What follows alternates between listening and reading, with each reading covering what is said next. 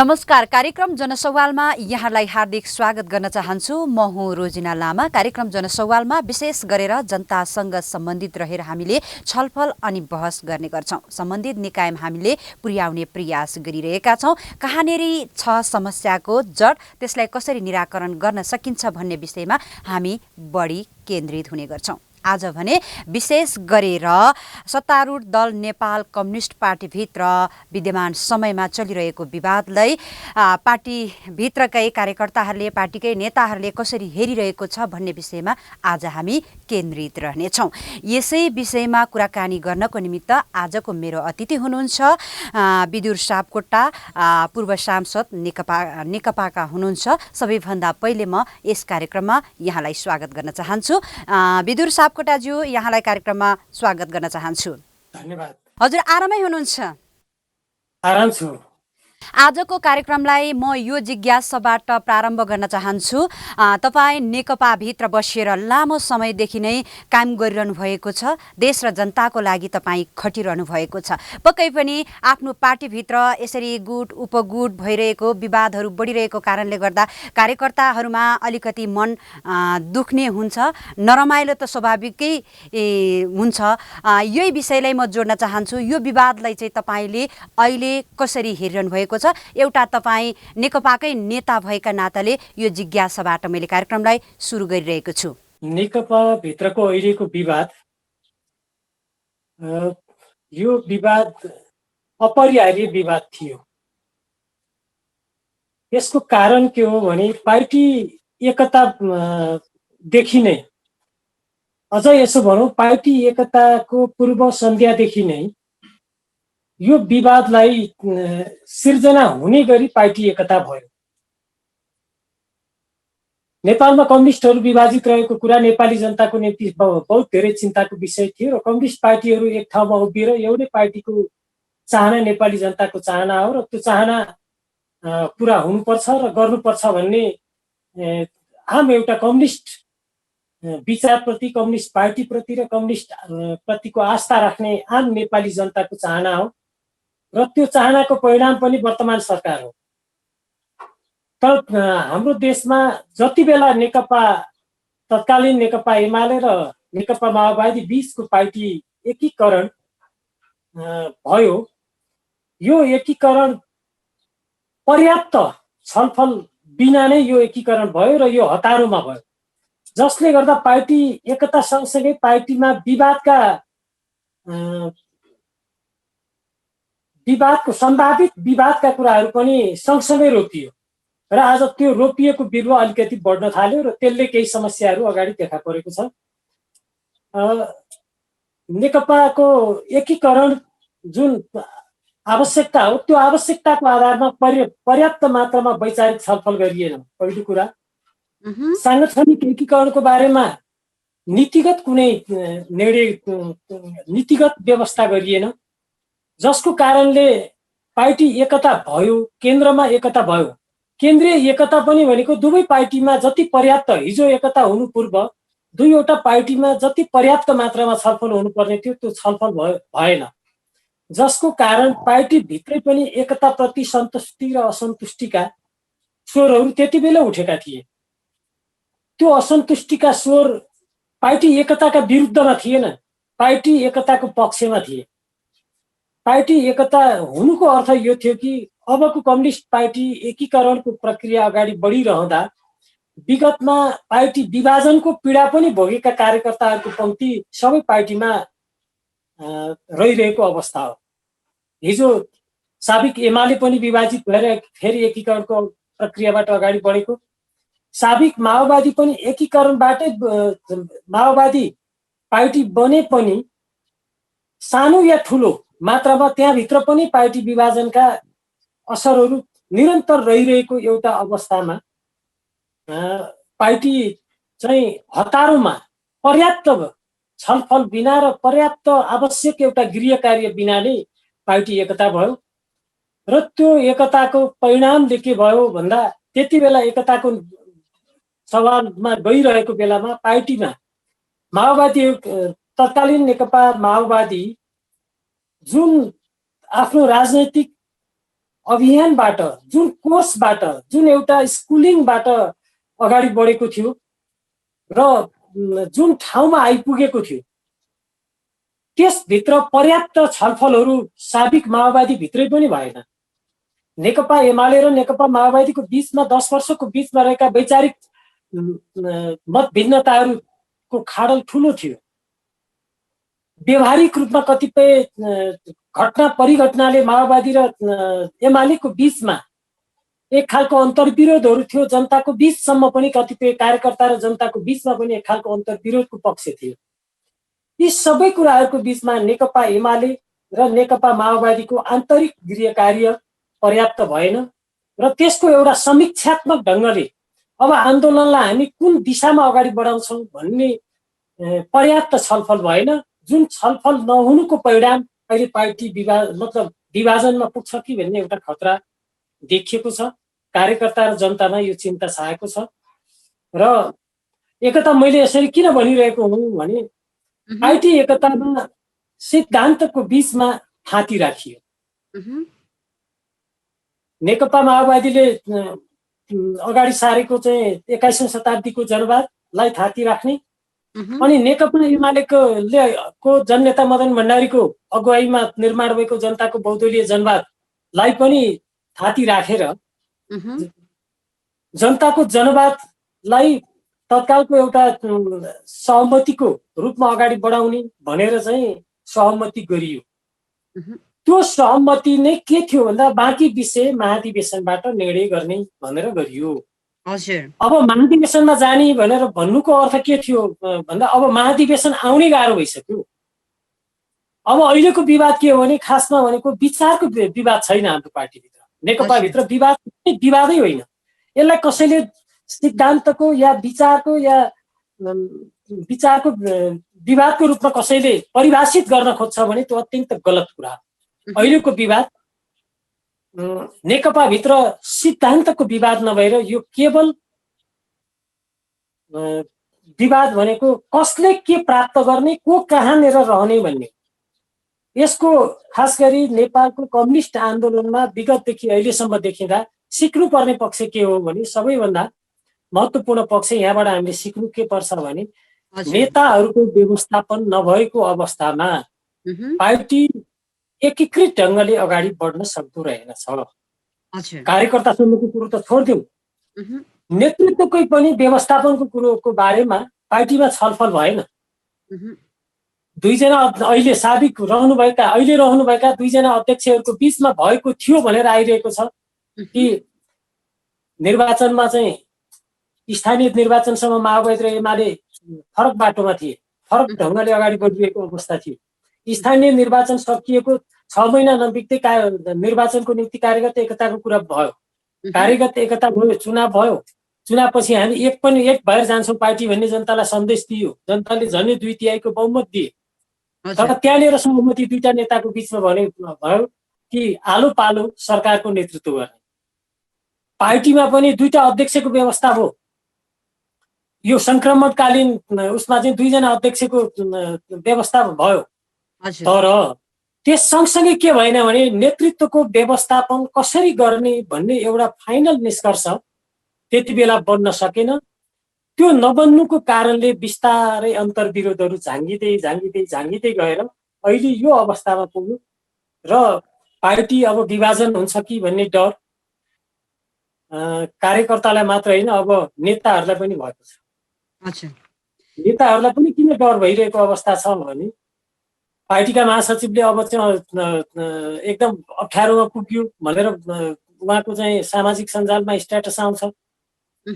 पार्टीका स्थायी कमिटीका सचिवालयका नेताहरूको त्यो खालको आउँछ भनेपछि पार्टी अब कार्यकर्ताको तहबाट विभाजनको अवस्थामा होइन। पार्टी नेतृत्वले आफ्नो नेतृत्वको व्यवस्थापन गर्न नसकेर यो पार्टीभित्र समस्या सिर्जना भएको छ र यसको समाधान नेतृत्वको यथोचित, न्यायोचित र आवश्यकताको आधारमा व्यवस्थापन हुन सक्यो भने नेकपाभित्रको समस्या तत्कालको समस्या समाधान हुन्छ। त्यसरी जान सकिएन भने समस्या समाधानको तहमा अपेक्षा गर्नु पनि केवल काल्पनिक कुरा मात्र हुन्छ कि भन्ने लाग्न थालेको छ। तपाईले भन्दै हुनुहुन्छ कि पार्टीभित्र नेतृत्व गर्ने व्यक्तिहरूकै कारणले गर्दाखेरि पार्टीमा यो विवाद आइरहेको छ भन्दै हुनुहुन्छ है। यो पनि जोड्न चाहन्छु, कुनै पनि जीवन्त पार्टीभित्र विवाद हुनु स्वाभाविक रूपमा मानिन्छ है। त्यस कारणले गर्दाखेरि अहिलेको पछिल्लो समयको विवादलाई झट्ट हेर्दाखेरि सबैले यही मूल्याङ्कन गरिरहेको छ जस्तो मलाई लाग्छ। सिद्धान्त भन्दा पनि पदका कारणले यो भित्र दिन प्रतिदिन विवाद भइरहेको छ भन्ने कुराहरू पनि हामीले देखिरहेका छौँ, भोगिरहेकै छौँ भनौँ यस कुरामा चाहिँ। र यो कुरा पनि प्रष्ट छ कि 5 वर्षको अवधिमा चाहिँ प्रधानमन्त्री पालै पालो हुने, आलो पालो गर्ने भन्ने कुराहरू लिखित रूपमै देखिन्छ होइन, लिखित रूपमै छ भनेपछि अहिले यो विवादको प्रस्थान बिन्दु चाहिँ यही होइन र? पदकै कारण, पदकै लोभले गर्दाखेरि यो एकता हुनुमा चाहिँ एकता सङ्कट, एकता भएर एकता नै सङ्कटमा पुर्याउनु चाहिँ पदकै कारणले हो जस्तो तपाईँलाई लाग्दैन? पदको निम्ति विवाद गर्ने कुरा अहिलेको सन्दर्भमा सान्दर्भिक होइन, यो बेला समय पनि होइन। कम्युनिस्ट आन्दोलनप्रति जनताले देखाएको अगाध विश्वासलाई नेताहरूले मनन गर्न आवश्यक छ। नेताहरूले आफ्नो पदको जिम्मेवारीको निम्ति पार्टीमा विवाद सिर्जना गर्ने र त्यो विवादले पार्टीलाई विभाजनमा पुर्याउने कुरो नेपाली जनताको निम्ति, नेपालको कम्युनिस्ट आन्दोलनको निम्ति कुनै हालतमा पनि पाच्य हुन सक्दैन र राम्रो कसैले हालतमा नि यो हुनै सक्दैन। तर अहिलेको विवाद तपाईँले भने जस्तै विवाद मैले अघि नै भने नि नेतृत्वको व्यवस्थापनको कारणले देखिएको समस्या हो। अहिलेको झन्डै 2/3 बहुमतको सरकार छ। यो सरकारले समाजवादी कार्यक्रमलाई कार्यान्वयन गर्ने सन्दर्भमा, समाजवादी कार्यक्रमहरू सरकारले ल्याउने सन्दर्भमा विवाद भएको हो। विवाद त्यसरी भएको भन्न सकिन्छ। कुनै एउटा कम्युनिस्ट कार्यकर्ताले अहिलेको विवादलाई हामी त्यसरी भन्न सक्छौँ? हामीले कसै हालतमा पनि, कुनै हालतमा पनि हामी त्यो देख्दैनौँ। के भएन भन्दा नेतृत्वको व्यवस्थापन भएन। कुन नेताले अहिले पार्टीभित्र नेतृत्वको मात्र होइन, अब कार्यकर्ताहरूको पनि एउटा अवस्था के देखिन थालेको छ भने जस्तो काभ्रे मतलब पार्टीभित्र दोस्रो पुस्ताका नेताहरूमा पनि अहिले के देखिरहेको अवस्था देख्दिनँ मैले भने अब हाम्रो अघिल्लो पुस्ताको नेताहरूलेबाट पार्टीमा समस्या नेताहरूकै कारणले सिर्जना भइरहेको छ। त्यसैले नेतृत्वलाई के अब उहाँहरूलाई अब तपाईहरूबाट पार्टी, कम्युनिस्ट पार्टी चलेन र कम्युनिस्ट आन्दोलनलाई हामीले थप सुदृढ ढङ्गले अगाडि बढाउन सक्दैनौँ।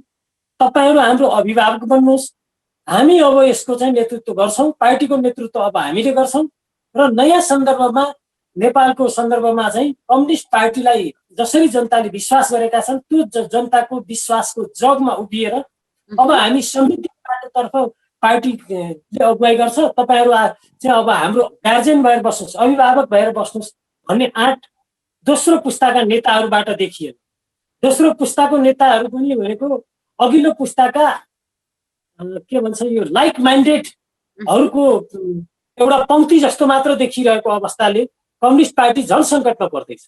म त भन्छु अब दोस्रो पुस्ताका नेतृत्वहरूले आँट गर्नु पर्यो। दोस्रो पुस्तालाई जस्तो सम्माननीय प्रधानमन्त्री हाम्रो पार्टीका अध्यक्ष केपी ओलीले भन्नुभयो, अब त सायद उहाँले पार्टीभित्रको बहसमा इमान्दारितापूर्वक भन्नुभएको हो भने, किन उहाँसँग थाहा छैन, मैले सामाजिक अथवा मिडियाहरू मार्फत हजुर सामाजिक सञ्जालमा पनि समाचारहरूमा पनि आएको छ उहाँको कुरा। उहाँले चाहिँ अब दोस्रो पुस्तालाई हस्तान्तरण गर्नुपर्छ, युवा नेतृत्व अगाडि बढाउनुपर्छ भन्ने उहाँको विचार पनि अगाडि आएको छ। नेतृत्व हस्तान्तरण गर्नको निम्ति नेतृत्व तयार होस् न त पहिलो पुस्ता। पहिलो पुस्ता किन अहिले चाहिँ अब आफ्नो लागि, आफ्नो पदको निम्ति, आफ्नो प्रतिष्ठाको निम्ति राजकीय या पार्टीको चाहिँ प्रतिष्ठाको पदलाई प्रतिष्ठाको विषय बनाउन लागिराख्ने अब त्यो नगर्न सकिँदैन। नयाँ पुस्तालाई साँच्चै दिने हो भने नयाँ पुस्ताको निम्ति अब हामी ढोका खोलौँ, अब हामी पार्टीमा संरक्षक भएर बसौँ, हामी अभिभावकत्व लिएर बसौँ र कम्युनिस्ट आन्दोलनलाई अझ सुदृढ बनाऊ भनेर उहाँहरूले भन्न साँच्चै दिलैदेखि खुल्ला दिलले त्यो भन्नुभयो भने अहिलेको अवस्थामा सबैभन्दा राम्रो हुन्छ भन्ने मलाई लाग्छ। तपाईले यो कुरा पनि जानकारी गराइदिनुहोस्, लामो समयदेखि नेकपाभित्र भने एउटा खुट्टा तानी झगडा लफडाहरू भइरहेकै कारणले नेकपामा जति प्रगति गर्नुपर्ने, नेकपाले झन्नै 2 बहुमतको सरकारले यो देशलाई समृद्धितर्फ लैजानुपर्ने अवस्थामा चाहिँ यसरी झगडा भइरहँदाखेरि काम कुरो एकातिर कुम्लोबोकी ठिमीतिर भइरहेको अवस्था पनि छर्लङ्गै देखिन्छ। यस्ता किसिमका प्रवृत्तिले गर्दाखेरि प्रतिपक्षी दललाई फाइदा पुग्ने हो जस्तो यहाँलाई लाग्दैन? यो झगडाले गर्दाखेरि प्रतिपक्षी दललाई चाहिँ धेरै सहज वातावरण बनाइदियो भने जस्तो तपाईँलाई लाग्दैन? हाम्रो अहिलेको सरकार, अहिलेको हाम्रो पार्टी त धेरै भाग्यमानी। किन भन्दा प्रतिपक्ष यति कमजोर भएर बसेको छ। प्रतिपक्ष पनि आफ्नै आन्तरिक कलहमा रुमलिएको छ र उसले सत्ता पक्षभित्र रहेको कमी कमजोरीमा उसले त यति बेला कुनै केही गर्न सकेन। यो त हाम्रो सरकारको निम्ति, अहिलेको सरकार या हाम्रो नेकपाको निम्ति एकदम अनुकूल अवस्था जस्तो देखिएको छ। किनभने प्रतिपक्षले पनि अब यो देशमा वैकल्पिक अहिलेको यति बेला रहेको प्रतिपक्ष भनौँ न, संसदमा रहेको प्रतिपक्षले पनि प्रतिपक्षीय भूमिका, मुलुकको निम्ति समृद्धिको निम्ति प्रतिपक्षीय रचनात्मक भूमिका निर्वाह गर्ने जुन भनेको हो त्यो गर्न सकिरहेको स्थिति छैन। र अर्थात् यसो भन्न सकिन्छ नेपालका राजनीतिक दलहरू आफैमा मुलुकको सन्दर्भमा चिन्तित भएर आफ्नो आन्तरिक अन्तर्विरोधहरूलाई व्यवस्थापन गर्न सकिरहेका छैनन् र यो अहिलेको नेपालको राजनीतिको सबैभन्दा जटिल समस्या हो र यसले लोकतन्त्रमाथि प्रश्न उठाउनेहरूले प्रश्न उठाइरहेका छन्। जनअधिकारका कुरा उठाउनेहरूले को नाममा लोकतन्त्रप्रति नै र एउटा व्यवस्था प्रणालीप्रति नै प्रश्न उठाउन थालिरहेको अवस्था छ। यो कुरा सायद नेताहरूले किन बुझिरहनु भएको छैन, यो बहुत चिन्ताको विषय छ हामीलाई। प्रतिपक्षी दलमा पनि यस्तै किसिमको लफडाहरू भइरहेको छ। यसै कारणले गर्दा पनि नेकपालाई चाहिँ भाग्यमानी ठान्नुपर्छ भन्ने तपाईँले यहाँ राख्दै हुनुहुन्छ। तपाईँ एउटा नेकपाको कार्यकर्ता हुनुहुन्छ, नेता हुनुहुन्छ। तपाईँले चाहिँ यो नेकपामा नै तपाईँले पार्टीगतको हिसाबले हेर्दाखेरि जनताको सेवा गरिरहनु भएको छ। यसरी भन्दाखेरि जनताले चाहिँ अब प्रतिपक्षी दलले केही गर्न सकेन भन्ने कुरा त स्वीकार्न सकिरहेको छैन होला पक्कै पनि। जनताले पनि केही मूल्याङ्कन त गरिरहेकै होला नि। जनताले मत हालेर जिताउनु भएको छ, एउटा विश्वासको पात्र बनाएर पठाउनु भएको छ। अब देशले मुहार फेर्नुपर्छ भन्ने उद्देश्यले नै जनताले लामो समयपछि लगभग 20 वर्ष पश्चात जनताले जनप्रतिनिधि चुनेर पठाएको छ। यस बखतमा पनि यसरी लफडा गरिरहँदाखेरि अब आउने दिनमा अब कति नै बाँकी छ र 5 वर्ष बित्नको लागि सकिसकेको छ। 18 महिना पश्चात त हामी जनताको माझ जानुपर्छ कि अब डरै छैन, अब लाजै पचाएर जाने हो त भन्ने पनि लाग्दैन नेकपाभित्रका नेताहरूमा। यसै कारणले गर्दा नेकपाका नेताहरूलाई लाज पचाएको जस्तो पनि देखिन्छ, प्रष्ट रूपमा हामीले देखिरहेका छौँ।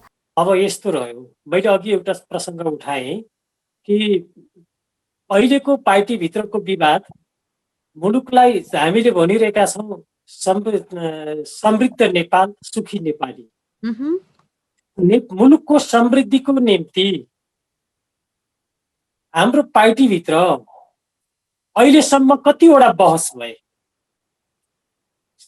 समृद्धिका कार्यक्रमहरूको सन्दर्भमा कस्तो कार्यक्रम ल्याउनु पर्थ्यो या कस्तो कार्यक्रम ल्याउने या ल्याइयो भन्ने सन्दर्भमा एउटा बहस भएको मैले सुनेको छैन। त्यो बहस हामीभित्र चलेन। मैले अघि नै भने समाजवाद उन्मुख कार्यक्रम ल्याउने सन्दर्भमा पार्टीभित्र हामी हाम्रो देशको सन्दर्भको समाजवाद र त्यसको कार्यक्रम, सरकारले अगाडि सार्ने कार्यक्रम र त्यसको कार्यान्वयनको सवालमा पार्टीमा कहिले बहस भएको छ? मैले बहस भएको भेटेको छैन कि मलाई अब जानकारी नभएको त हुनु पर्यो। तर म राजनीतिक एउटा कार्यकर्ता भएको हुनाले, राजनीतिप्रति चासो राख्ने मान्छे भएको हुनाले मैले त्यो भेटेको छैन। बहस त्यहाँबाट सुरुवात कहिले भएन।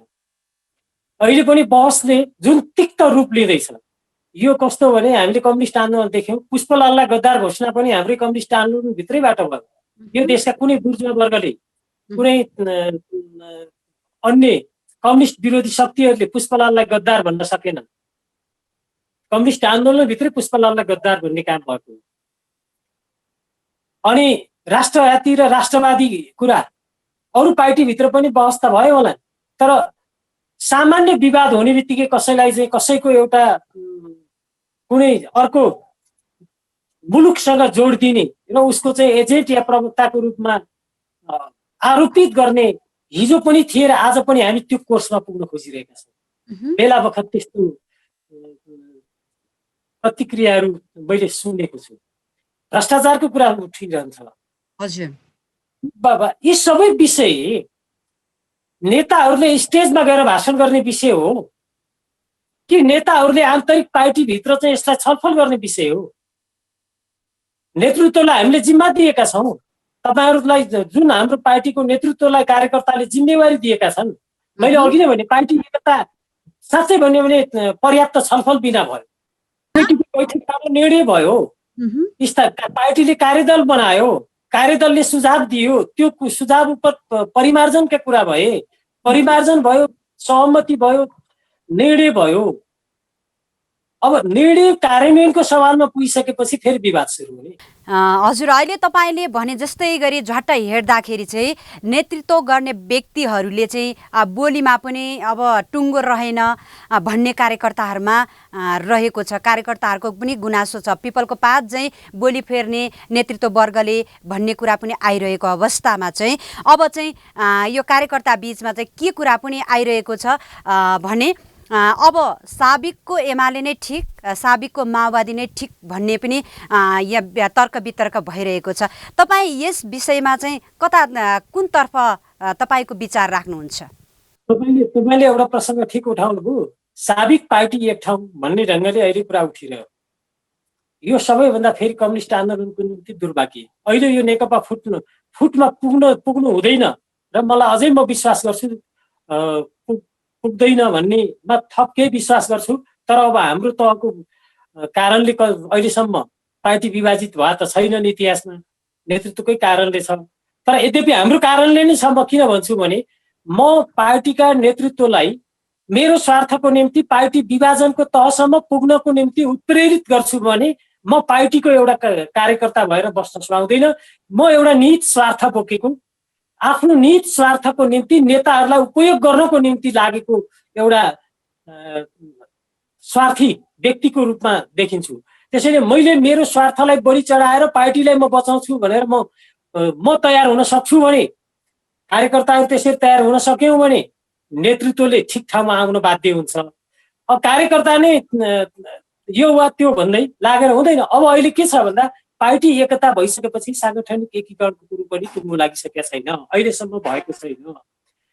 भावनात्मक रूपले पार्टी एकीकरण गर्ने तहमा पुग्नै पाएन पार्टी। होइन, दुईवटा खोला इन्द्रावती र सुनकोशी त मिसियो। तर कस्तो भयो भने अलिक कम्तीमा नेपाल थोकसम्म बग्न पाएको भएदेखि चाहिँ त्यो पानी अलिक बढी मिसिन्थ्यो। धमिलोले बढी भएको भए धमिलो खोलो सबै धमिलो हुन्थ्यो। सङ्लो र अलिकति थोरै धमिलो मिसिया थियो भने त्यही ढङ्गले जान्थ्यो, सङ्लोले जित्थ्यो। अब अहिले त समस्या कस्तो होइन, त्यो मिसिनै पाएन। दोलालघाटमा मिसियो, नेपाल थोक पुग्न नपाउँदै अलि तलतिर पचर घाटतिर पनि नपुग्दै फेरि चाहिँ अब त्यो दुईटा किनारमा देखियो। यसले गर्दा पार्टीभित्र एक खालको जसले भावनात्मक एकता कायम गर्नको निम्ति कार्यकर्ताहरूको साङ्गठनिक एकता भएन। साङ्गठनिक एकता हुँदाखेरि पनि त्यसलाई कसरी गरियो भन्दा कार्यकर्ताको योग्यता, क्षमता, आन्दोलनमा उसको चाहिँ नि निरन्तरता, उसको राजनैतिक वैचारिक क्षमता, यी कुराहरूमा ध्यान दिएन। अब कसले मेरो पछाडि लागेर मेरो बखान गर्छ कि गर्दैन, सामाजिक सञ्जालमा मेरो प्रचार गर्छ कि गर्दैन, त्यस्ता खालका मान्छेहरू को छन् भनेर नेताहरूले नाम नोट गर्ने र ती चाहिँ अनि आवश्यकता बेलामा खल्तीमा कोर्टको खल्तीमा भएको कागज निकालेर ल उहाँहरू भनेर चाहिँ समावेश गर्ने भएपछि अनि पार्टी एकता साङ्गठनिक रूपले पनि हुन सकेन र त्यहाँभित्र असन्तुष्टिका स्वर सुरु हुन थाले। अब समस्या कहाँ आएर हो भने सन्तुष्ट असन्तुष्टहरूको बीचको अन्तर्विरोध तल तहमा पुग्न थाल्यो र तल्लो तहमा गइसकेपछि अब के हुने त भन्दा एकले अर्कालाई कहाँबाट निषेध गर्ने भनेर निषेधको तहमा पुग्ने जब अवस्था जुन सिर्जना भयो, यसले पार्टी भावनात्मक एकतामा पुग्दैन। पार्टीलाई भावनात्मक एकता बनाउनमा जोड्न नसक्दासम्म गरिएको एकता यो कार्यगत एकता हो, यो मोर्चा हो। यो कम्युनिस्ट पार्टी नभएर एउटा चाहिँ कम्युनिस्ट पार्टीको झन्डा बोकेका दुईवटा पार्टीको मोर्चा हो। त्यो मोर्चाले पार्टीगत रूप धारण गर्नै सकेन। त्यो पार्टीगत रूप धारण गराउनु अहिलेको आवश्यकता हो। त्यसैले कार्यकर्ताको पङ्क्तिले आफ्नो ठाउँमा उभिएर अन्धो ढङ्गले प्रश्न उठ्छ, मैले पद खोजेँ भने म पद लोलुप भएँ, म पदमा बसिराख्न चाहेँ भने म चाहिँ फेरि पद लोलुप भइन भन्न मिल्छ? एकदम हजुर। अब आखिर के हुनु पर्यो भने आखिर पद छोड्नै नचाहने पनि पद लोलुपै भएर छोड्न नचाहेको, अनि पद नपाएर चाहिँ पदको निम्ति कुरा उठाउने पनि पदकै निम्ति खोजिरहेछ। के भने पद खोज्नेले चाहिँ मलाई चाहियो पद भन्ने चाहिँ पद लोलुप हुने, पद म छोड्नै तयार छैन नहुने चाहिँ पद लोलुप नहुने। त्यसैले यो कुनै तर्क होइन, यसमा कुनै राजनीतिक इस्यु छैन क्या। यसमा कुनै सिद्धान्तको लेपन लगाएर हुँदैन। सिद्धान्तको लेपन लगाउने प्रयत्न नगरे हुन्छ। अहिलेको विवादमा कुनै पनि नेताले नगरे हुन्छ। यसमा सिद्धान्तको लेपन लाउनु जरुरी छैन। अहिलेको विवाद मात्र केवल पद र प्रतिष्ठाको विवाद हो र पदको प्रतिष्ठाको निम्ति पनि अब सैद्धान्तिक समाधान गर्ने हो भने नेता कार्यकर्ताको व्यवस्थापनको एउटा नीति बन्नु पर्यो। म त अस्ति नै एउटा सञ्चार माध्यम मार्फत नै मैले भनेको थिएँ, एकछिनको लागि राम्रो कुराको उदाहरण लिँदा फरक पर्दैन। भारतमा नरेन्द्र मोदी के अरे प्रधानमन्त्री, पहिलोपटक प्रधानमन्त्री भए, अमित शाह पार्टीको सभापति। उनी पार्टी सभापति भएर अमित शाहले मोदीको समर्थनमा निरन्तर सहयोग गर्दै गए। मोदीको नेतृत्वमा रहेको पार्टीको सरकारलाई निरन्तर साथ र सहयोग दिँदै गए। अस्ति चुनाव भयो, फेरि प्रधानमन्त्रीको रूपमा मोदीलाई नै अगाडि सार्यो बिजेपीले। अमित शाह संसदमा आएर उनी मोदी प्रधानमन्त्री स्वीकारेर उनी चाहिँ गृहमन्त्री भए। उनले आफू गृहमन्त्री भइसकेपछि पार्टीको सभापति हस्तान्तरण गरे। नेताहरूको व्यवस्थापन अब भनौँ न, पछिल्लो पुस्ताले पनि अब कति दिन सहन्छ। दोस्रो पुस्ता भनौँ या त्यो अहिलेको पहिलो पुस्ताभन्दा पछिल्लो नेतृत्वकोमा रहनुभएका साथी त लगभग सबै पुगिसक्नु, सब धेरै 60 कट्न लागिसक्नु। अनि दोस्रो पुस्ताको व्यवस्थापनको बारेमा त सोच्नैसम्म नेतालाई फुर्सद छैन। पहिलो पुस्ताकै नेताको व्यवस्थापनको बारेमा कुनै भयो। त्यसैले अब हामी हाम्रो देशको सन्दर्भमा, हाम्रो पार्टीको सन्दर्भमा नेतृत्वको व्यवस्थापन कसरी गर्छौँ, ताकि यस्तो होस् कि मैले यतिसम्म यो पार्टीबाट मैले यो सम्मको जिम्मेवारी प्राप्त गर्न सक्नेछु र यो समयसम्म मैले धैर्य भएर अगाडि बढ्नुपर्छ, मैले पार्टीलाई मजबुत बनाउनुपर्छ। त्यसो गर्दा मैले पार्टीभित्र मेरो चाहिँ भविष्यमा यो जिम्मेवारी मेरो काँधमा आउनेछ र मैले मुलुकलाई त्यो जिम्मेवारी निर्वाह गर्ने ढङ्गले मैले पार्टी निर्माण गर्दै जानुपर्छ भनेर आश्वस्त भएर बस्न सक्नु पर्यो नि। त्यो आश्वस्त बन्न सक्ने न दोस्रो पुस्ता आश्वस्त बन्न सकेको छ, न पहिलो पुस्ता नै त्यसबाट म चाहिँ सुरक्षित भएँ भन्ने विश्वासमा छ। जति बेला पदकै निम्तिको लडाइँ मात्र छ। अनि मन लागेको मतलब मान्छेमा कुनै योग्यता क्षमताको आवश्यकता परेन। नेतृत्वको चरणबद्ध विकास गर्ने तहमा नेतृत्वले अहिलेसम्म कुनै नीति बनायो? हाम्रो पार्टीमा कहिले बन्यो त्यस्तो नीति? हामीले त्यो नीति बनायौँ? कुनै नेताको आशीर्वाद पाउन्जेल जिम्मेवारी पाइराख्ने, कम्युनिस्ट आन्दोलनभित्र एक सुकाको योगदान गर्न नगरे पनि जिम्मेवारी पाउने देखेका छौँ नि हामीले। यो कम्युनिस्ट आन्दोलनमा योगदानसम्म एक वर्ष पनि संगठन निर्माण नगरेका मान्छेहरू कतिजना छन् अहिले जिम्मेवारी भित्र? जतिखेर पार्टी एकता हुँदाखेरि सगरमाथाको टुप्पोमा पुग्ने जसले कदम चालेको थियो र त्यही सपना देखेर पार्टी एकता भएको हामीले प्रष्ट देख्न सक्छौँ। यो सार्वजनिक रूपमा भएको पार्टी एकता हो, एकजना बिचमा भएर पार्टी एकता भएको पक्कै पनि होइन। अब कहाँनिर यहाँनिर समस्या कहाँनिर देख्छ भने बेस क्याम्पमै पुगेर अल्मलिरहेको हामीले देखिरहेका छौँ। पछिल्लो समयमा यस्तो कुराहरू पनि आइरहेको छ, एमाले र माओवादी एकता भएर एमाले र माओवादी एकता भएर कम्युनिस्ट आन्दोलनमा चाहिँ निकै घाटा भइरहेको छ भन्ने कुरा पनि आइरहेको छ। र कतिपय कार्यकर्ताहरूले चाहिँ के भनिरहेको छ भने कम्युनिस्ट आन्दोलनको लागि निकै सहयोग पुगेको कुराहरू पनि आइरहेको छ। यस्ता किसिमका तर्क वितर्कलाई चाहिँ तपाईँले कसरी विश्लेषण गर्नुहुन्छ? यो अहिलेको विवादले कम्युनिस्ट आन्दोलनलाई औंस मात्र पनि राम्रो काम गरेको छैन, यसले घाटा मात्रै बनाएको छ। कम्युनिस्ट आन्दोलनप्रति जनताको जुन अगाध विश्वास र काट्य एउटा चाहिँ जुन आस्था थियो, त्यो आस्थामाथि ठेस पुर्याएको छ। नेतृत्वले यो बुझेको छैन। नेतृत्वले के सोचिरहेको छ भने मेरो समर्थनमा मान्छे वरिपरि छन्, म बलियो छु मात्र भन्ने सोचिरहेको छ। बलियो त्यति बेला हुन्छ जति बेला त्यो परिणामले देखाउँछ। हिजो हामी पार्टी फुटेरै आएका होइनौँ, पार्टी फुटेरै गएको होइन। हिजो अहिलेको विगत साबिक माओवादी पनि विभाजनको पीडाबाटै आएको हो, एमाले पनि विभाजनको पीडा भोगेर आएको हो। यद्यपि एमाले मात्र होइन, नेपालमा चाहिँ संसदीय राजनीतिमा आएका र नआएका सबै पार्टी विभाजनको एउटा कोर्स पार गरेर आएका हुन्। र फेरि विभाजनको कोर्समा जाँदा जनताले के अपेक्षा गर्नु नेपालको अहिलेको वर्तमान राजनीतिक नेतृत्वबाट?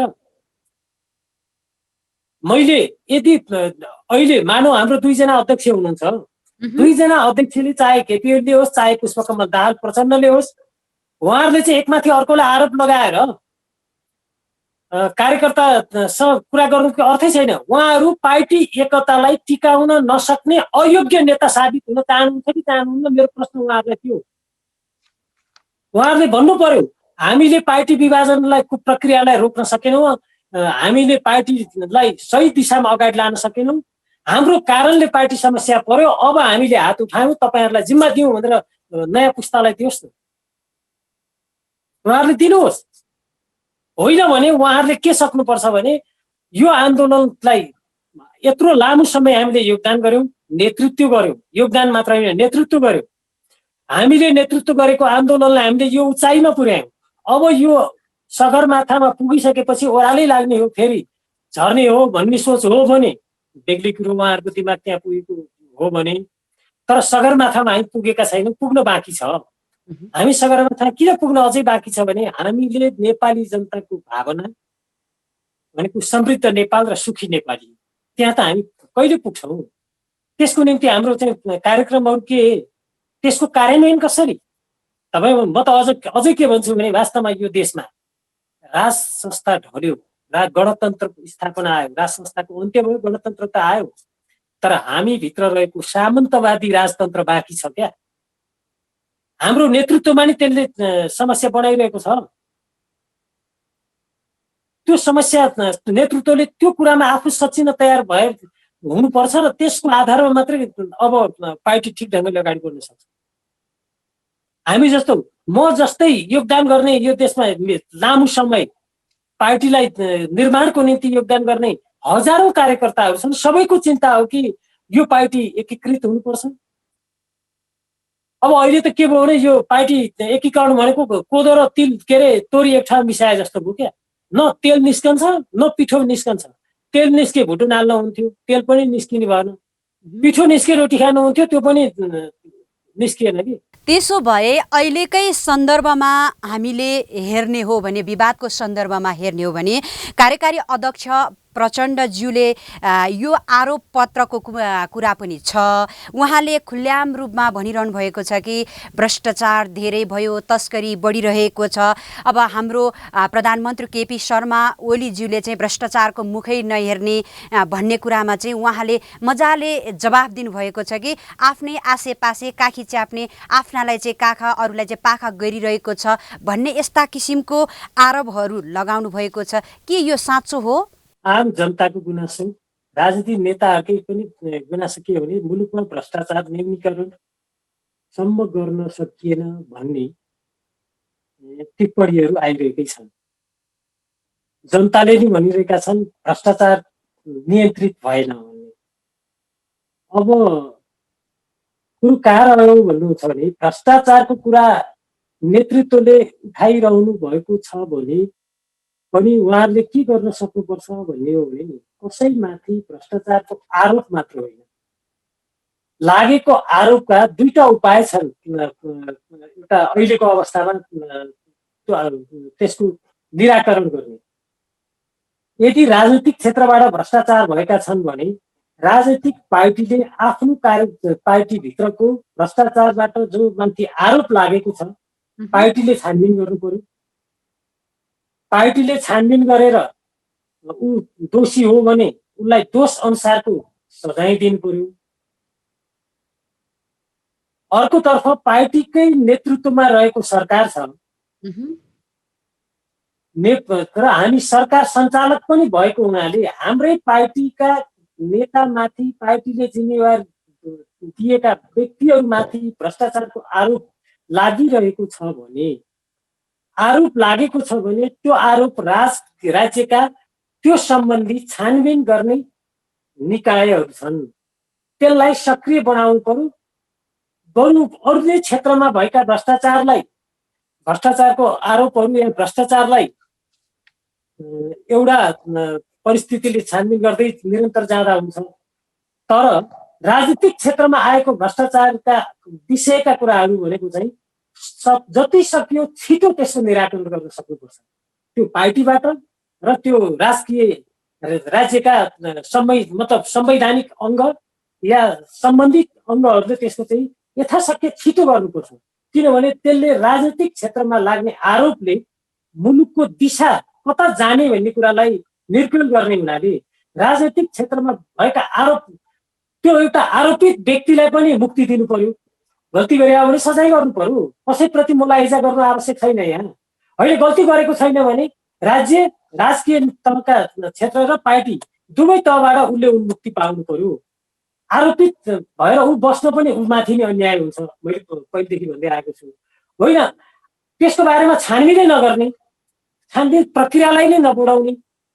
छानबिन गर्ने प्रक्रियाहरू छन्, छानबिन गर्ने निकायहरू छन्, छानबिन गर्ने ठाउँहरू छन्। यसो कारबाही गरेको जस्तो पनि भइरहेको छ होइन। अब कारबाही पनि गर्नु पर्यो। अब देश र जनताले आफूलाई के भन्ने हो भन्ने डर पनि त्यहाँ छ।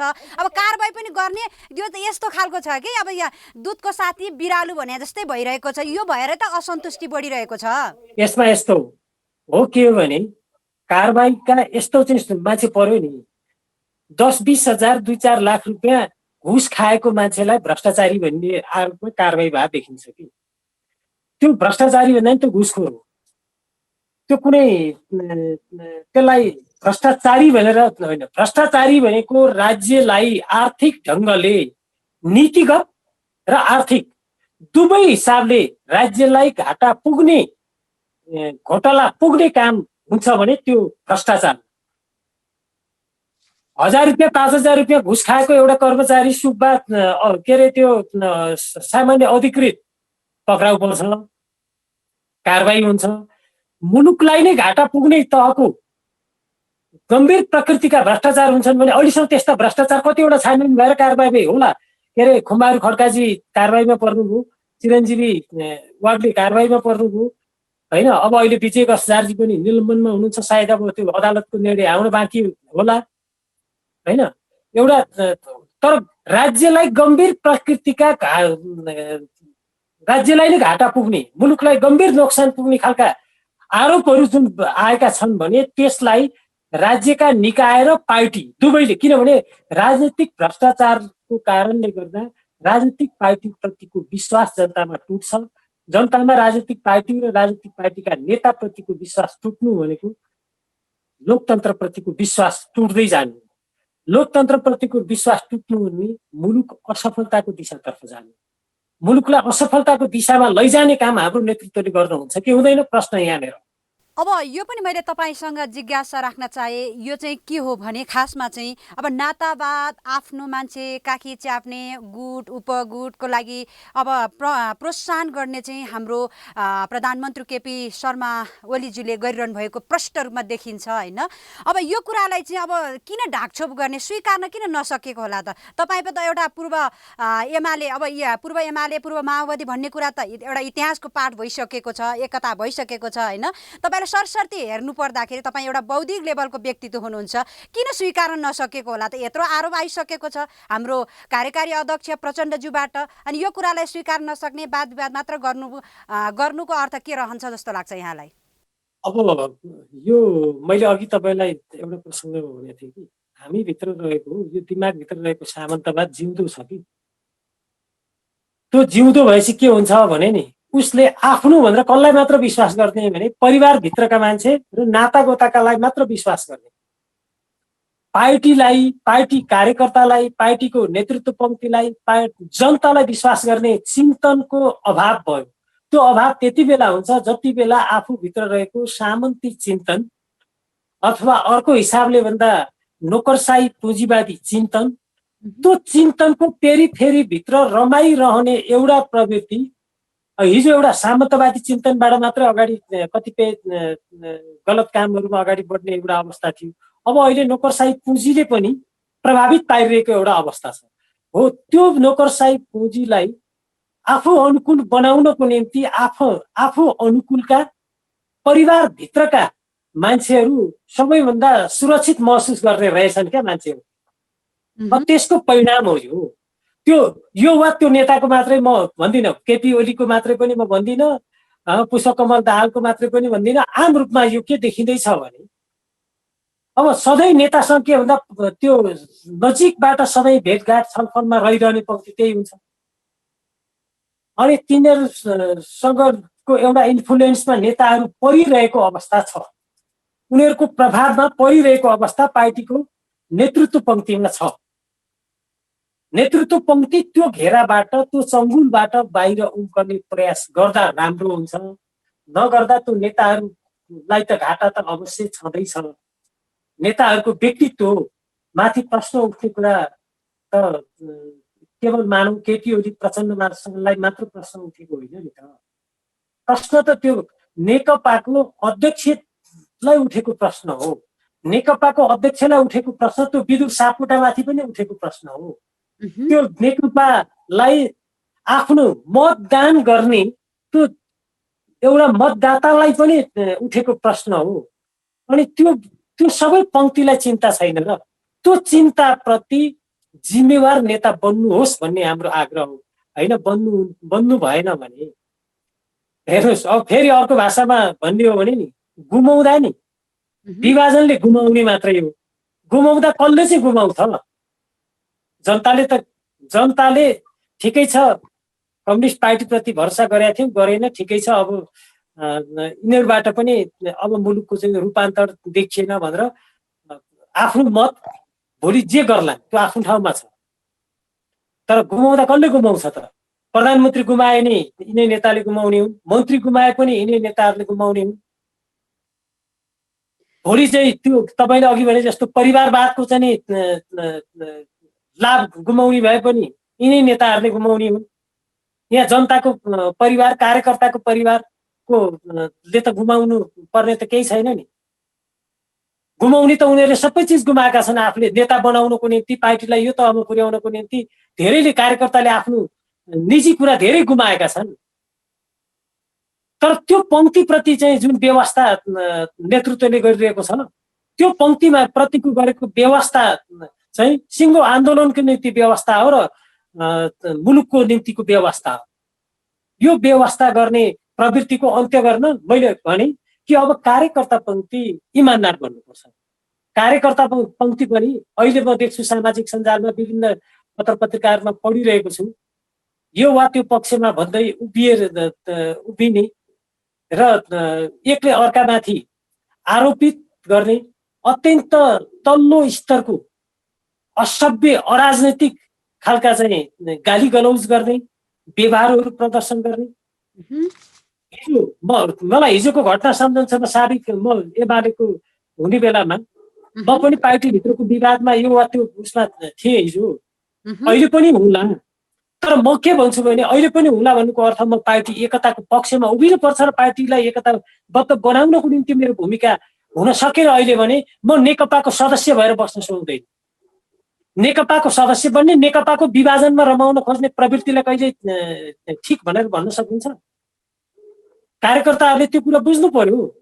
कार्यकर्ताले साँच्चै अडेर बस्यो भने नेतृत्व साइजमा आउँछ र नेतृत्व पनि मिल्न बाध्य हुन्छ होइन। अब कार्यकर्ताले पनि जय जयकार, अब नेतालाई नेतासम्म मान्दै हुन्थ्यो, नेतालाई देउता मान्न थालेपछि सबै चिज बिग्रिन्छ। किनभने उसले, हामीले त्यहाँ भन्छौँ नि, बिहानै पशुपति महादेवको दर्शन गर्न भनेर मान्छे गयो, भनौँ त हो, महादेवले जे दिए नि सबै ठिक भन्ने, महादेवले गाँजा र भाङ खाएको चाहिँ बेठिक भन्नु त सक्नु पर्यो नि।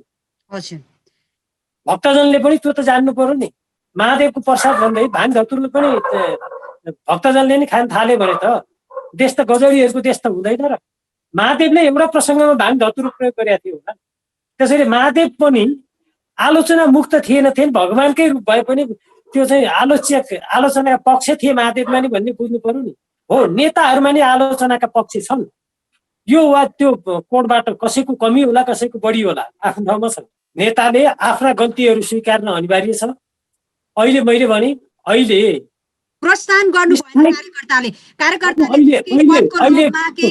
अध्यक्ष पुष्पकमल दाहालले आरोप पत्र, केपी ओलीले आरोप पत्र तयार गर्ने होइन, उहाँहरू पार्टीको अध्यक्ष हो। पार्टीको अध्यक्षहरूले आरोप पत्र तयार गर्ने होइन क्या। पार्टीका अध्यक्षहरूले समाधान यो हो भनेर प्रस्ताव गर्नु पर्यो।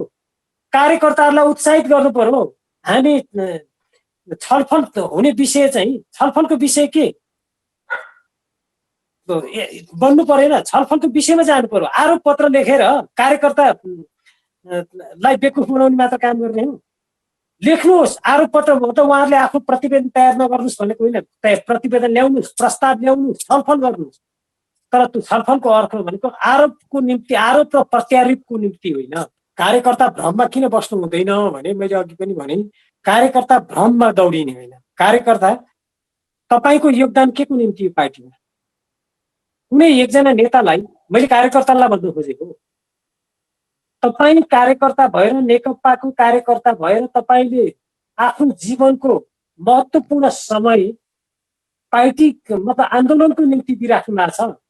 तपाईँको आन्दोलनबाट दिएको, अहिले आन्दोलनमा दिनुभएको योगदान कुनै एउटा नेतालाई देउता बनाउन हो कि तपाईँ यो मुलुकको परिवर्तन को निम्ति हो, यो देशको जनताको चाहिँ समृद्धिको निम्ति हो र सुखी नेपाली, कम्तीमा हरेक नेपालीको ओठमा मुस्कान देख्नको निम्ति हो?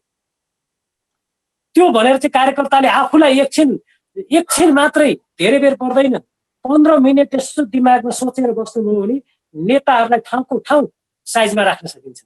राम्रो कामलाई छाती खुलाएर प्रशंसा गर्नु लायक छ, नराम्रो कुरालाई जो कसैले पनि विरोध गर्नुपर्छ भन्ने तपाईँको मान्यता रहेको छ। तपाईँ एउटा बौद्धिक लेभलकै व्यक्ति भएको कारणले तपाईँले अब लामो समयदेखि यसै पार्टीमा तपाईँ हुनुहुन्छ, यसै पार्टीमा रहेर तपाईँले जीवन बिताइरहनु भएको छ, ठुलो सपना देख्नु भएको छ। यो पनि एउटा मूल्याङ्कन गरिदिनुहोस्। अहिलेको हाम्रो प्रधानमन्त्रीको तहबाट केपी शर्मा ओलीज्यूले गरेको गल्तीहरू के हुन सक्छ, तपाईँले जानकारी गराइदिनुहोस् न।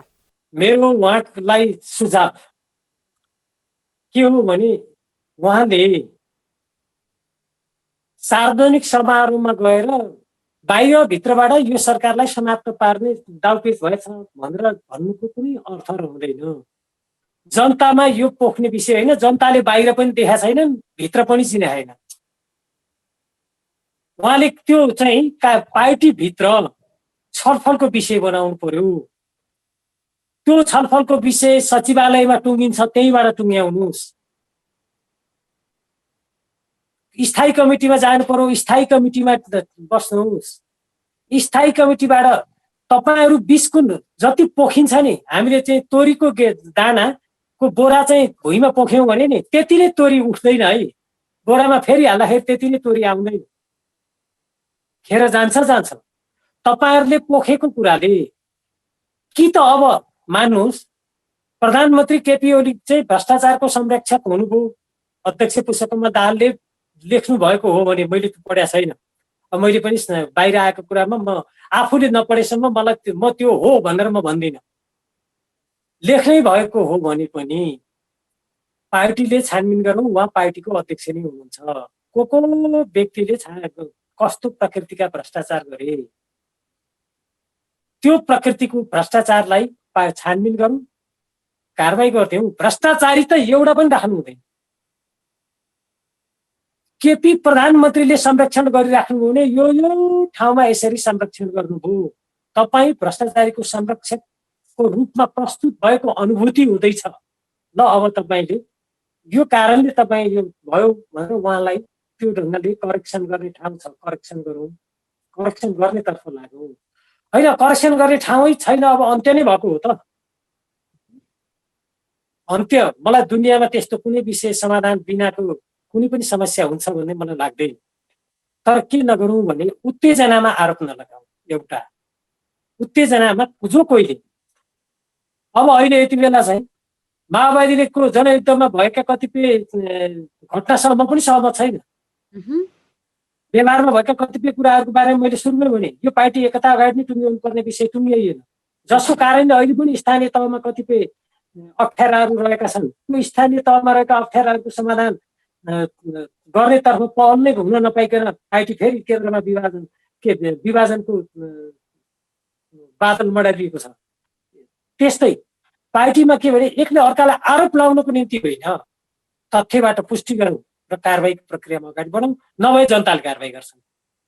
होइन बाबा, कम्युनिस्ट पार्टीको झन्डा बोक्दैन कम्युनिस्ट भनेर जनताले भोलि विश्वास गर्ने दिन जान्छ कि अब समाप्त हुन्छ। कार्यक्रमबाट जनताले अनुभूति गर्नु पर्यो। क्या विकास कसले जनता अनुभूति गर्नु पर्यो? प्रधानमन्त्री केपी ओलीले अनुभूति गरेर हुँदैन। विकास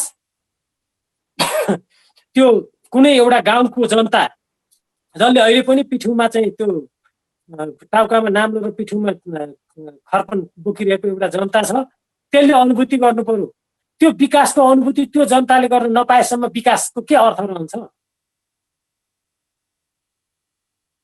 तपाईँको घरमा बिजुली बलेको होला, तपाईँलाई त्यो बिजुलीको मासिक रूपमा उठेको शुल्क तिर्ने पैसा छैन भने त्यो जनतालाई त्यो बिजुली बलेको त्यो आँखा रमाइलो भन्दा बाहेक अरू केही भयो? मनमा अनुभूति भयो, विकासको अनुभूति हुन पाएन।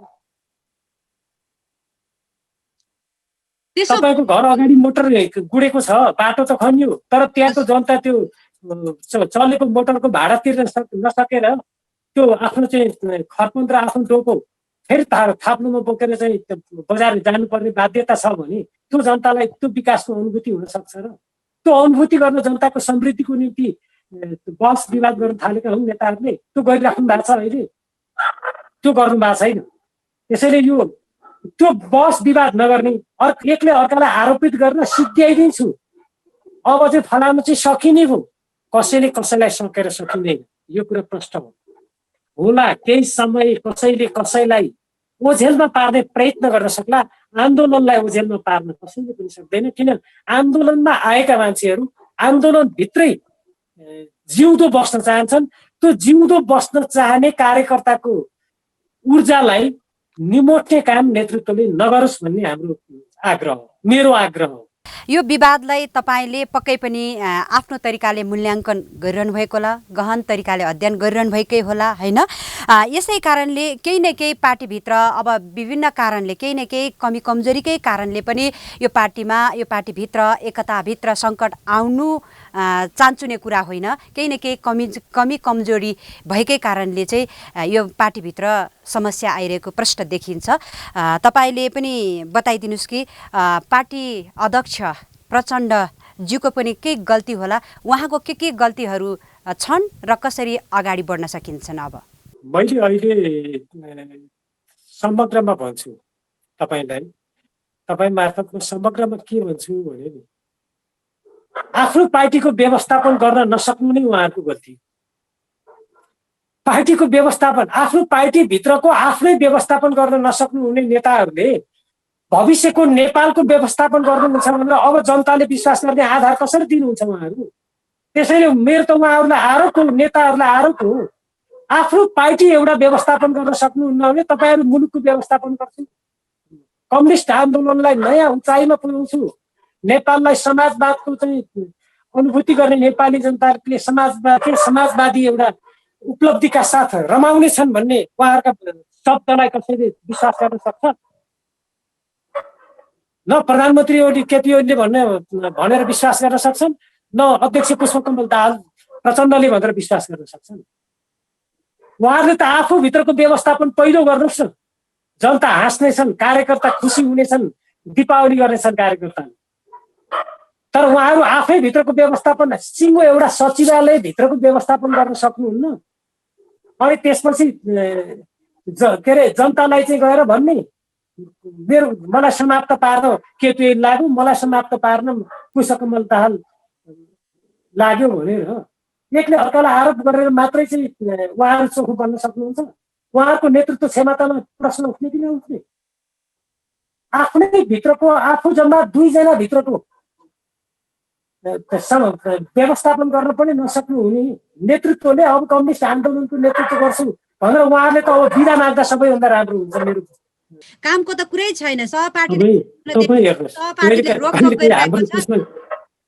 हाम्रो समाजमा कस्तो पनि आउँछ कहिले भन्दा नि फलानाले गर्दा म त बिग्रेछु यार भन्छ क्या मान्छे। अर्काले गर्दा म बिग्रिन भन्न पाउँछु मैले, म नबिग्रन त मैले सक्नु पर्यो नि। मलाई तपाईँले बिगारेर म बिग्रेँ भनेर म भन्छु भने म जस्तो नादानी, म जस्तो बेकुफ मान्छे अर्को मान्छे हुने। मलाई अर्काले बिगार्दा म बिग्रिन्छु भने अनि म असल भनेर मैले मलाई भन्न पाउँछु? म अरूको कारणले बिग्रिने नि बिग्रियो मेरो कारणले बिग्रिन्छु, सप्रिँदाखेरि मेरो कारणले सप्रिन्छु। बरु सप्रिनुको निम्ति अरूको साथ चाहिन्छ, बिग्रनुको निम्ति अरूको कारणले बिग्रिने।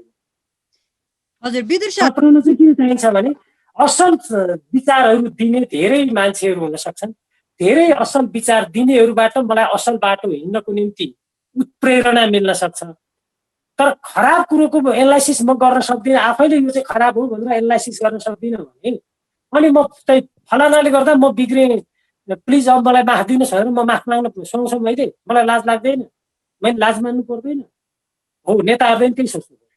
हजुर, नेताहरूले त्यो सोच्नु नभने मैले त भनिसकेँ, उहाँहरूले यो पार्टीको अहिलेको अन्तर्विरोधलाई व्यवस्थापन गर्न सक्नु भएन भने उहाँहरू कुनै मानेमा मान्नुहोस्, भोलि उहाँहरूले पार्टी फुटाउनु भएछ भने उहाँहरू भविष्यमा उहाँहरूले अर्को कुनै पार्टी बनाउनु भएछ भने पनि त्यो पार्टी पनि उहाँहरूले फुटाएर बनाएको अर्को 6 महिना पनि टिक्दैन। म अहिले भनिदिन्छु। अब महाधिवेशन हुने कुरा पनि छलफल भइरहेको छ। आउँदैछ महाधिवेशनको लागि यो विवाद चाहिँ आफ्नो आफ्नो ठाउँ सुरक्षित गर्नको लागि भएको खेल हो भन्ने पनि आरोप छ हैन? अब आगामी दिनमा यो महाधिवेशन संयुक्त रूपमा हुन्छ अथवा छुट्टा छुट्टै अथवा बेग्ला बेग्लै रूपमा महाधिवेशन हामीले कुन रूपमा हेर्न सक्छौँ? महाधिवेशन बेग्ला बेग्लै भयो भने 2टा पार्टी भएर गरिने महाधिवेशनको अहिले त्यो कल्पना नगरौँ र त्यो सान्दर्भिक पनि छैन। अब महाधिवेशन मात्रै समाधान हो भन्ने मलाई फेरि पनि मन लाग्दैन, किन हामीले धेरैवटा महाधिवेशन तपाईँले भन्दै हुनुहुन्छ कि पार्टी फुटेर होइन जुटेर नै अगाडि बढ्नुपर्छ, कमी कमजोरीलाई स्वीकारेर अबको दिनमा चाहिँ हामी एकता नै भएर अगाडि बढ्नुपर्छ भन्नु चाहिँ तपाईँको ठाउँमा आफ्नो कुरा ठिक होला। तर पनि यहाँनिर कुरा के छ भने हाम्रो प्रधानमन्त्री केपी शर्मा ओलीज्यूले सार्वजनिक रूपमै जानकारी गराइसक्नु भएको छ कि उहाँले सार्वजनिक गरिसक्नु भएको छ कि अब यसरी विवाद भएर बस्नुभन्दा पार्टी सल्लाहले नै फुटेर अगाडि जानु राम्रो देखिन्छ। सँगसँगै महासचिवज्यूले पनि सार्वजनिक रूपमा सामाजिक सञ्जाल मार्फत भनिसक्नु भएको छ कि अब पार्टीभित्र सङ्कट अवस्था आइसकेको छ भन्ने कुरा पनि आइसकेको छ। अब केही नभइकन यसरी कुराहरू बाहिर आउनु त राम्रो थिएन होला। नेतृत्वलाई मेरो अर्को पनि सुझाव छ कि सामाजिक सञ्जालमा नखेल्नुहोस् नेताहरू। सामाजिक सञ्जाल भनेको पार्टी निर्माणको निम्ति निर्माण भएको होइन। त्यसैले सामाजिक सञ्जालबाट सकारात्मक सन्देश दिन सक्नुहुन्छ दिनुहोस्। नकारात्मक नकारात्मक ऊर्जा सम्प्रेषण गर्नको निम्ति सामाजिक सञ्जालको सदुपयोग होइन, त्यो दुरुपयोग नगर्नुहोस् भन्छु म, पहिलो नम्बर। दोस्रो कुरो के हो भने अब महाधिवेशन मात्र सबै चिजको समाधान होइन। म पार्टीको नेकपा एमालेको 5औं महाधिवेशनदेखि 9औं महाधिवेशनको निरन्तरको एउटा प्रतिनिधि। महाधिवेशनले मात्रै समस्याको समाधान दिन्छ म मान्न तयार छैन। मैले भने यो पार्टीको एकता नै म्याच्योर नहुँदै गरिएको एकता हो। त्यसको म्याच्योर गराउने जिम्मा नेतृत्वको थियो। एकतापछि म्याच्योर गराउन उहाँहरूले सक्नु भएन। अझै फेरि मेरो सुझाव छ, महाधिवेशनमा पुग्नुभन्दा पहिले नै पार्टीभित्रको विचारको नेतृत्वको व्यवस्थापनको सवालमा एउटा म्याच्योर गर्नुहोस् र पार्टी नेतृत्व पनि पार्टी जनमतबाट अनुमोदित हुने चाहना राख्नुहोस् क्या। मेरो त सुझाव हो। जस्तो तपाईँ भन्नुहोस् न, अमेरिकामा राष्ट्रपतिको चुनावभन्दा अगाडि पार्टी जनमतमा जो अगाडि हुन्छ त्यो आउँछ त। हाम्रो यहाँ त कुन नेतालाई मन परे कुन नेता छ त्यसलाई उम्मेदवार बनाएर पठाउने हो। त पार्टीको जनमतबाट चाहिँ अनुमोदित भएपछि मात्रै चुनाव उठ्नु पाइने एउटा बनाइदियोस् त हाम्रो पार्टीले। हामी लोकतन्त्रमा विश्वास गर्ने, पार्टीभित्र अन्तर्पार्टी लोकतन्त्रको कुरा गरेका छौँ। पार्टीभित्र लोकतान्त्रिक पार्टीभित्रको चाहिँ अन्तर्पार्टी लोकतन्त्रको कुरा गरिरहँदा हरेक नेता कार्यकर्ता पार्टी जनमतबाट चाहिँ अनुमोदित हुने आँट गराउन सकिएन। किनकि एकले अर्कालाई चाहिँ त खराब त म असल त खराब भनेर किन भन्दै हिँड्ने? पार्टी जनमतबाट अनुमोदित हुने आँट गरौँ, विश्वास गरौँ, बस सबै चिज सकिन्छ।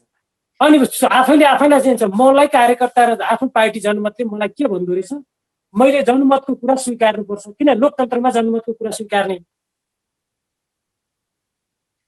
अन्तर्पार्टी जनमत भनेकै त्यही हो, अन्तर्पार्टी लोकतन्त्र भनेकै त्यही हो। त्यसैले महाधिवेशन जानु पूर्व पनि के हो त भन्दा नेतृत्वले के बुझ्नु पर्यो भने त्यो महाधिवेशन भोलि केवल त्यो बाहुनले श्राद्ध गरे जस्तो नहोस्, त्यो तर्पण दिए जस्तो नहोस्। महाधिवेशनले एउटा चित्र कोर्न सकोस्, महाधिवेशनले कम्युनिस्ट आन्दोलनमा नयाँ ऊर्जा दिन सकोस्।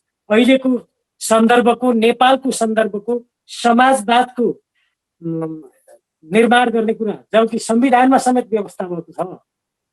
अब त्यो केवल नेकपाको मात्र भएन, त्यो नेपाली काङ्ग्रेसको पनि हो। किनभने जसले यो संविधान मानेर संविधानलाई मान्दै राजनीतिक दल चलिरहेका छन्, ती सबै दलहरूको कुरो हो।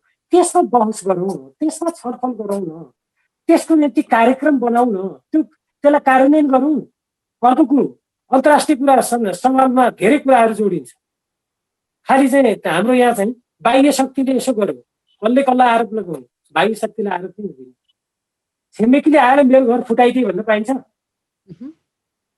छिमेकीले आएर मेरो घर मिलाइदिनु पर्यो भन्नु हुन्छ? छिमेकीलाई त्यो आरोप दिएर लगाउनुको कुनै अर्थ हुँदैन। त कुटनैतिक एउटा मर्यादाभित्र पनि पर्दैन। त्यसैले म त के भन्छु भने अहिले पनि हामीले त्यो ढङ्गले आरोपित गर्नुभन्दा पहिले के कुरालाई अलिकति विचार पुर्याउनु पर्ने आवश्यकता पर्छ भने जस्तो त्यही हेरौँ। हामीलाई थाहा छ, मलाई एकदम राम्रो मैले याद गरेको छु र मेरो दिमागमा त्यो कुराले अहिले पनि कहिलेकाहीँ यो छिमेकीसँगको कुरो चल्दाखेरि देखिन्छ। नेपालमा ६२-६३ को आन्दोलन भयो, त्योभन्दा अगाडि ४६ सालको आन्दोलन भयो।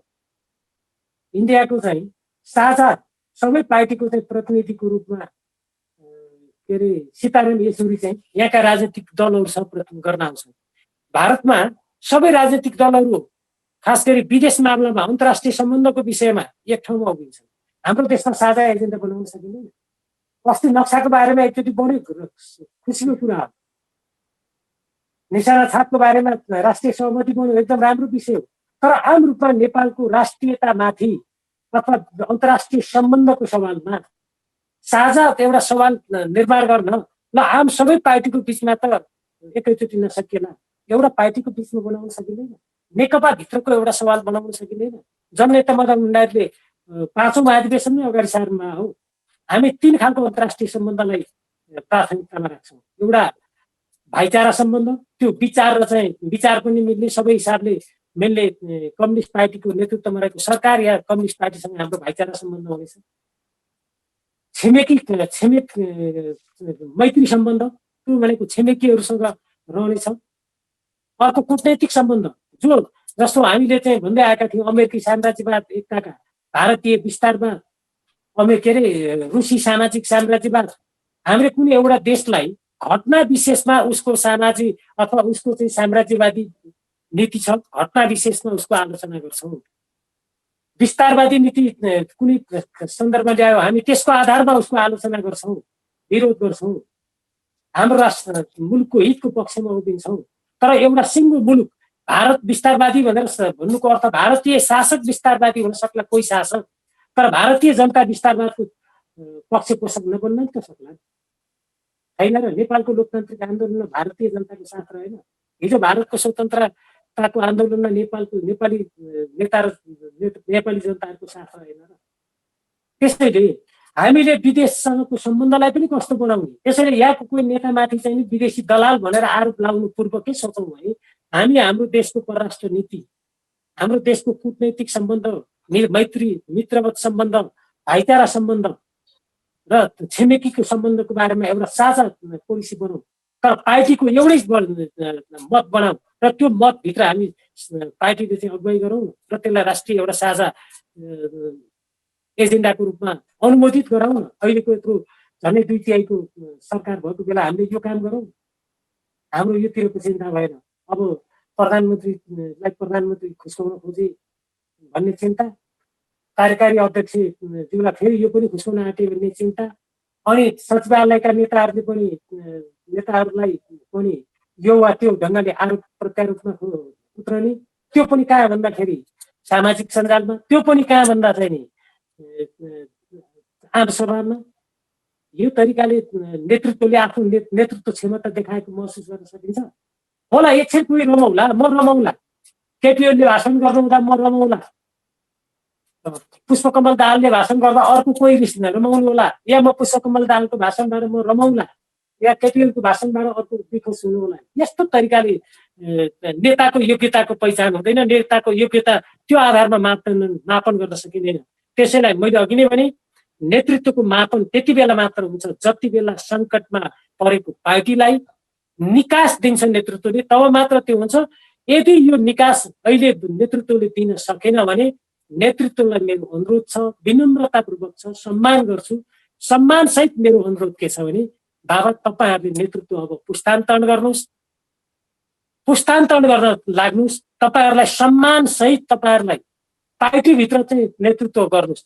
ठिक छ, राजकीय निकायमा तपाईँहरूको भूमिकालाई फेरि कसरी व्यवस्थापन गर्ने त्यो पछिल्लो पुस्ताले सोच्नुपर्छ। यो विषयमा नि केवल केपी ओलीलाई गाली गरेर या पुष्पकमल दाहाललाई गाली गरेर, उहाँहरूसँग मुरमुरिएर या माधव नेपाललाई गाली गरेर या अर्को कसैलाई गाली गरेर मात्रै तपाईँहरूको पनि दोस्रो पुस्ताको म नेता भन्ने मापदण्डमा पुग्नु भएको मानिँदैन। त्यसैले कि त दोस्रो पुस्ताको नेताले म नेतृत्व लिन सक्छु भनेर आँट गर्नुहोस्, हामी नेतृत्व गर्छौँ, अब हामी यसरी बढ्यौँ, अगाडि दिनुहोस् साथ कार्यकर्ता भनेर कार्यकर्तालाई आश्वस्त पार्नुहोस् र अगाडि बढ्नुहोस्। अघिल्लो पङ्क्तिको नेताहरूलाई भन्नुहोस् अब तपाईँहरूलाई हामीले एकदम सम्मानजनक रिटायरमेन्ट नभनौँ, सम्मानजनक व्यवहारका साथ पार्टीको चाहिँ हामी अब अगुवाई गर्छौँ। तपाईँहरूले हामीलाई अभिभावकको भूमिकामा रहेर पार्टीलाई अगाडि बढाउँ, आन्दोलनलाई अगाडि बढाउँ भन्ने कुरा गर्नुहोस् भनेर उहाँहरूले त्यो पनि गर्न सक्नु पर्यो।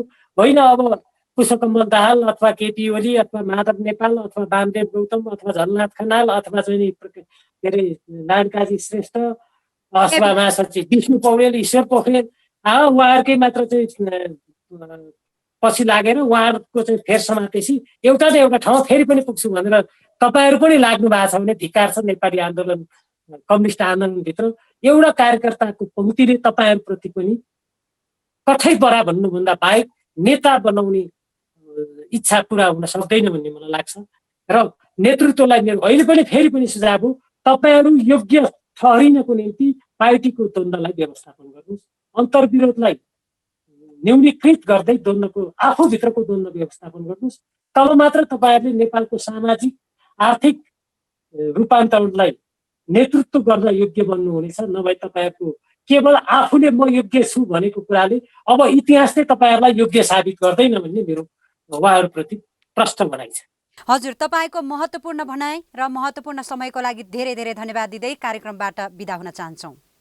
मलाई पनि आफ्ना केही भनाइहरू लामो समयमा आफ्ना भनाइहरू कम्तीमा सार्वजनिक या नेतृत्वदेखि सबै तहसम्म पुग्ने गरी यो अवसर दिनुभएकोमा तपाईँसहित तपाईँको यो मिडियालाई म एकदम धन्यवाद दिन चाहन्छु। धन्यवाद। कार्यक्रम अवधिभर टेलिभिजन हेरेर साथ दिनुहुने तपाईँ सम्पूर्ण दर्शक महानुभावहरूलाई धेरै धेरै धन्यवाद दिन चाहन्छौँ। भोलि यही समय यही बेला नयाँ विषयवस्तु र नयाँ अतिथिका साथ हामी उपस्थित हुनेछौँ। तबसम्मको लागि म लगायत मेरो सम्पूर्ण युनिटलाई आज्ञा दिनुहोस्। तपाईँले संसारभर यो कार्यक्रमलाई हेर्न सक्नुहुनेछ।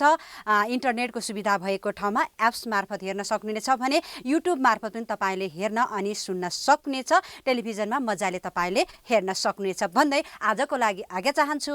नमस्कार।